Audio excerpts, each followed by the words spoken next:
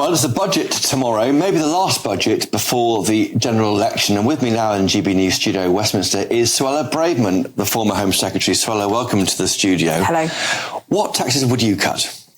Well, I should say, first of all, I think we need to take a pragmatic and responsible approach to tax cuts. We need to put the British taxpayer first because we're living through a 70-year high when it comes to the tax burden.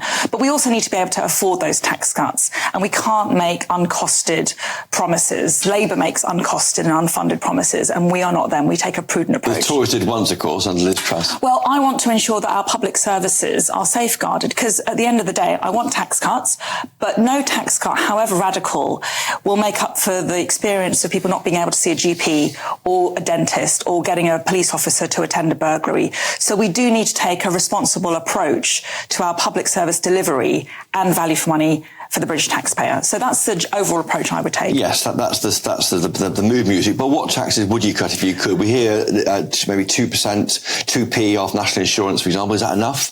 Well, I think personal taxes are a good place to start. Given that 70-year high, and it sends a message to the British taxpayer that we're on your side and your work will pay. My preference would be 2p off the basic rate of income tax. And, Rishi Sunak himself promised to take a penny off the basic rate. I would go further with 2p because I think that would really send the message that people will be able to keep more of what they earn. I think it also needs to be accompanied with a rising of the personal allowance and tax income thresholds, because we've got the invidious situation now that our tax system actually disincentivizes work. It disincentivizes people from taking that promotion or working extra hours. And we've got millions of low and middle earners, particularly middle earners, nurses and teachers who are being dragged into paying higher levels of tax in a way that was never intended. Because they're frozen because of inflation. Because in 2021, the then Chancellor Rishi Sunak froze the thresholds, and so they haven't risen in line with inflation. And that fiscal drag is really quite punitive and a real disincentive on productivity. So if we really want to send the message that work pays, that people should work harder and they should work longer, and actually they're not working for the taxman, they're working for themselves and their families, and that's what we stand for as Conservatives. A bold but affordable measure would be to raise the personal allowance and also the income tax brackets. Yes, and cut tax by income tax by 2p. Yes. How would you pay for that? There's speculation about the non-dom status to be abolished or scaled back, or some measures about second holiday homes, and the fuel duty, of course, that 5p increase won't go ahead. How would you pay for it? Well, I think there are three ways. First of all, we know that the Treasury has about £15 billion of fiscal headroom, thanks to lower than expected borrowing costs and a record surplus. And actually, we should remember the economic climate is a lot better than it was 12 months ago. Inflation has fallen, the economy is growing, and debt's falling. So I think that, many of these tax cuts will be affordable with that fiscal headroom and that leeway that the Chancellor has. I think that money should go to paying those tax cuts. I think, secondly, we also need to raise revenue in more creative ways. I'm very interested, and it's something I did as Home Secretary, in raising taxes and charges on businesses that employ foreign workers. So we have already an immigration health surcharge and an immigration skills charge. I think we need to increase those charges. That would not only raise revenue, estimated to be up to £8 billion, but it will also have a benefit, a corollary benefit, I think, of lowering net migration. We know that British people have voted time and time again to lower overall numbers, and we have unprecedented numbers of foreign workers coming in. And then lastly, I think we've got to take a long, rigorous look at whether we're getting value for money for the British taxpayer in Whitehall. And I support Jeremy Hunt's war on immoral Whitehall waste, as he put it.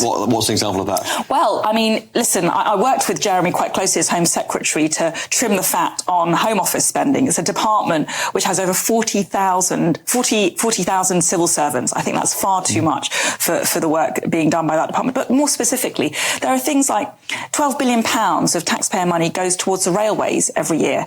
Is that value for money when many parts of the country see trains which are running nearly empty and sometimes not at all because the rail companies have fallen out with their employees? Or £20 billion of taxpayers' money going towards carbon capture and storage? I think that should be largely funded by private investment with limited taxpayer funding.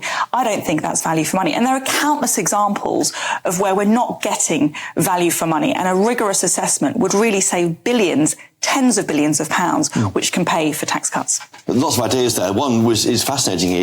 You raise taxes on companies that employ immigrant labour to try and deal with net migration. Was that an issue you raised when you were Home Secretary? Well, as Home Secretary, I did succeed in the conversation and secured agreement with the Chancellor on raising visa fees. And so we did see about a 10% hike in visa fees.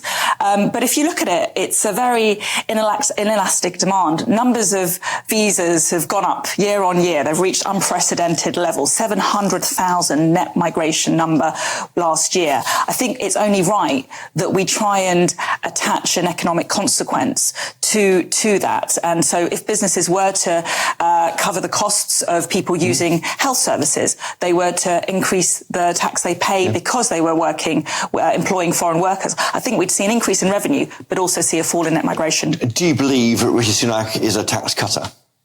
I think in his heart he is. I think he's been very prudent thus far. I think the time has come now, given the beneficial economic conditions and the fall in inflation and the growing economy, that we do need to be bold and we need to send the message. And I don't think we've quite done it yet, that we're on the side of the British taxpayer. We need to send the message that we're the party of low tax and that fundamentally people can keep more of what they earn. And just briefly on other issues, you saw the speech on the steps of Downing Street last week from the Prime Minister. He said that extremism he fears is tearing us apart. What was your reaction to that? Well, welcome words. I wouldn't disagree with his words, but I think the time for words has come to an end, and we do need to see action. The next day we saw tens of thousands of people take to the streets, chanting hateful slogans and behaving in a totally unacceptable way in many instances, overwhelming the police, notably, where police resource has been disproportionate to actually what's happening. So we need to see a step change in the police response. They need to be enforcing the law. They need to be arresting people who are using threatening or abusive language. We need to be holding the police to account in a better way. And I would have liked to have seen an emergency law introduced to actually empower ministers and empower all of those policymakers who are responsible for this issue to actually take steps to restrict some of these marches. This has been going on now for 4 months. It's become a weekly fixture. Parts of London have become, no-go areas for Jewish people. That is totally unacceptable. We've seen anti-Semitism skyrocket. That cannot be the case in 21st century Britain, and therefore it's time for action, not words. And was Lee Anderson wrong to say that Sadiq Khan is controlled by Islamists? Listen, Lee Anderson is a great colleague of mine. I'm totally abhor the accusations that have been launched against him. He is not racist. He is not Islamophobic. He's calling out very poor performance by the Mayor of London, who has completely failed to hold the Met Commissioner to account, and which is why we've seen emboldened Islamism in the streets of London. We've seen an MP hounded out of office because of Islamism. We've seen Parliament totally subverted and the proper procedures abused out of fear from Islamism. We've seen anti-Semitism at record highs. I could go on. Of course, but the remark is not Islamophobic, and there's no problem like that, of that nature in the party. I don't think Lee Anderson is Islamophobic, not at all. Okay, and just very quickly, today we're seeing that the small boats arrivals has passed through 40,000, 40,046 since Rishi Sunak became Prime Minister. Are you embarrassed by that record as a Tory? Listen, I've spoken a lot about the boats in recent years. The priority is that we need to pass a law that actually stops the boats. I made my views clear that I don't think the law currently going through Parliament will do the job. I don't think it's going to be a sufficient deterrent.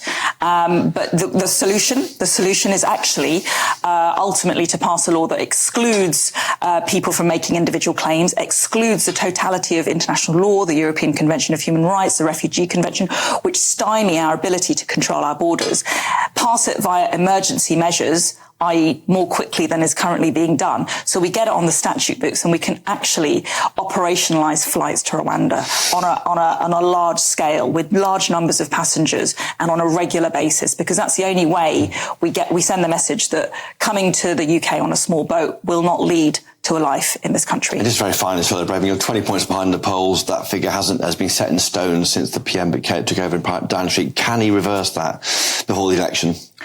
Listen, the polls are very, very worrying. I just have to, in my constituency, we're facing local elections in 2 months' time, and people are very, very concerned.